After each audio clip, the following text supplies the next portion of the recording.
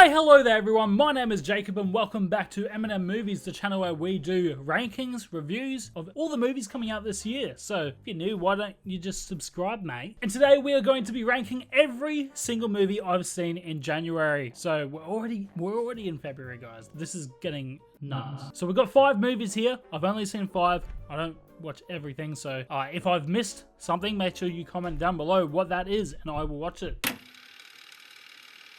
And beginning at last place is Mercy. Mercy is actually built around a solid hook, with an AI system that judges suspects with a guilt probability, giving anyone over 92% just 90 minutes to convince the AI judge that they're not guilty. Chris Pratt GPT is a cop that has been accused of murdering his wife, clocking in at 95% guilty. Now from the jump, this movie does not let up. You're thrown straight into the mystery and the clock is ticking the entire time, which honestly does work for tension, so pacing wise, it's actually not too bad. This is a very casual audience movie. If you work in law enforcement or if you're a lawyer, you're probably not gonna believe some of the antics here. But look, if you're willing to roll with the concept and suspend believability a bit, this film does hook you a bit at the start and there's some intrigue to the mystery from the beginning. A few moments, especially the crime scene reconstructions, look kind of cool, so I'll give them that. But they are over far too quickly. The biggest issue is the mystery never really deepens. There just aren't enough believable suspects here. And by the time the reveal comes, it's already a bit too predictable. This film clearly wants to say something about AI and responsibility, ultimately landing on the idea that human error is the problems, which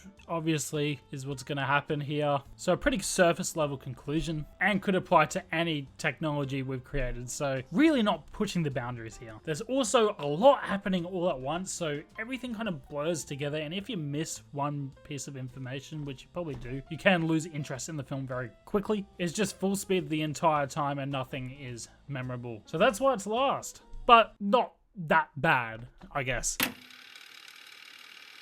Now next up we have Primate, which I think is at a similar level, just a bit better than Mercy. Now going into Primate, my expectations were pretty low. Johannes Roberts was the director here, and if you know his track record, he's done the 47 Meters Down, so if you did like those movies, you probably know what to expect with this one. To be fair, the tension is kept pretty well throughout the runtime, and there are moments where it does its job, but with only 1 hour and 20 minutes, it's still kind of dragged. It needed a bit more escalation or a bit more substance to it, I think, to intrigue me a bit more. The kills, while not particularly original, are still pretty gnarly. So if you're here for some gore candy, there's definitely something to enjoy. Now, chimpanzees are brutal by nature, and the film does a good job of capturing that and sells the damage that Ben can inflict really well. And there are some decent set pieces built around his ability to climb and even communicate using the tablet, which adds a slightly different angle to this familiar creature feature formula. Where the film does drop the ball a bit is emotionally. We're told about Ben's relationship with our characters through other people, and you don't really get to see it apart from a few scenes. And then almost immediately he gets rabies and turns pretty quickly. There's no real build up or gut punch because we're not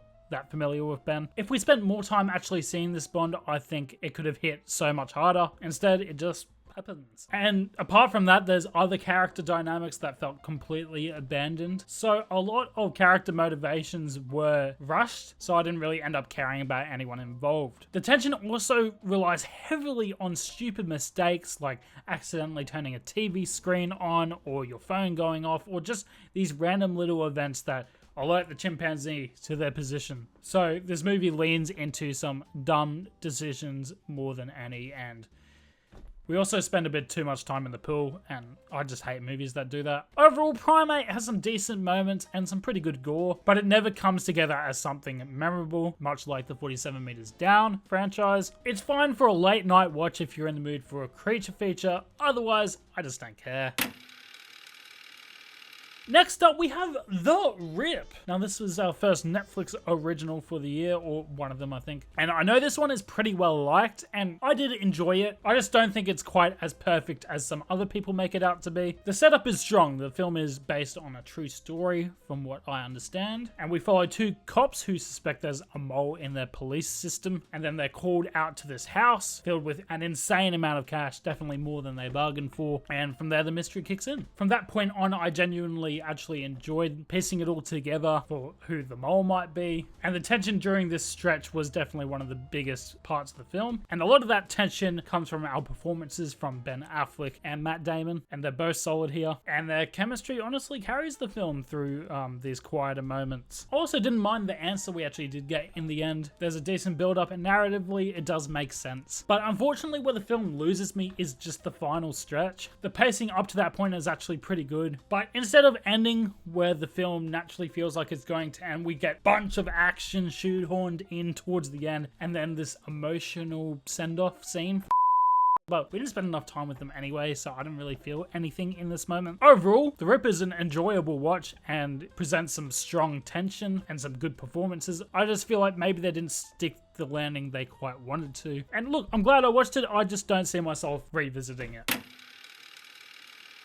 Moving on to our latest installment in the 28 Days Later franchise, and that's 28 Years Later, The Bone Temple. This was significantly better than the film we got last year, in my opinion. Directed by Nia DaCosta instead of Danny Boyle, this film immediately feels more confident in what it's trying to tell. Where the previous film, while experimental, didn't really know how to present all these ideas in the same light. It felt very disjointed. This film has very disjointed pieces, but they do all fit together in a story. And this is by far the darkest and the goriest film in the franchise, and that's a lot from a zombie movie. And Jack O'Connell plays this maniacal Satanist who is leading our little Jimmy cult here. His presence really pushes this movie into a disturbing territory. So yeah, if you told me what this movie was going to be about on paper, I would have told you were an idiot. That's not going to work, but somehow it did. One of the standout moments was the deeper exploration of the infection by Dr. Ian Kelson. Watching him trying to put everything on the line for Samson and Samson's, I guess, cure added some extra lore and extra layers to the franchise that we, I guess, needed at this point. And his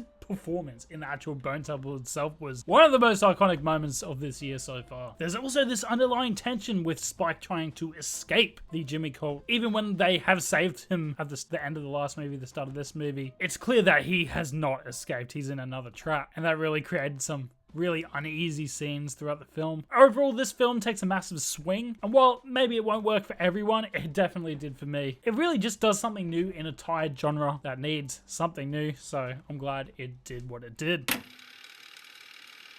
Moving on to the best movie of January, and that was Send Help. Wow, Sam Raimi delivered on this one. The premise is simple but effective. We have a president that's just been voted president because he's the president's son. Basically, Rachel McAdams is his employee and was going to get a promotion. He stops that because he thinks she's weird and hates her. They both end up on this deserted island and the roles start quickly changing. And this is Sam Raimi returning to horror. We need this guy back. And look, with Rachel McAdams and Dylan O'Brien, this movie was bound to get some attention. The direction and camera angles are great. The pacing is mostly strong. It does slightly low in the middle. The performance here absolutely elevate everything. Rachel McAdams plays this great, just kind of awkward co-worker, and then she comes out of her shell and she's just crazy, and I love it. And then you have Dylan O'Brien pulling the most stupidest faces and playing the most pathetic character you'll ever see this year on screen, and they play them in such an over-the-top manner that you just can't help but smile and start laughing the more you see it. And yeah, Raimi's fingerprints are all over this. The gore